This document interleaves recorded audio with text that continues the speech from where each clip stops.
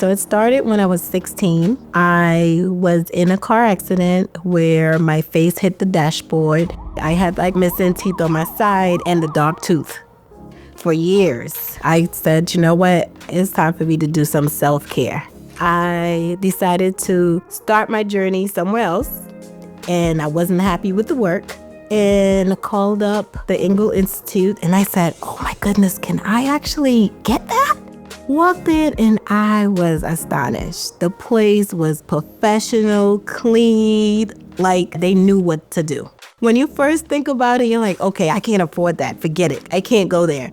But when you come into the office, the staff worked magic. They made it affordable with affordable payments, and here it is. So I did the dental implant.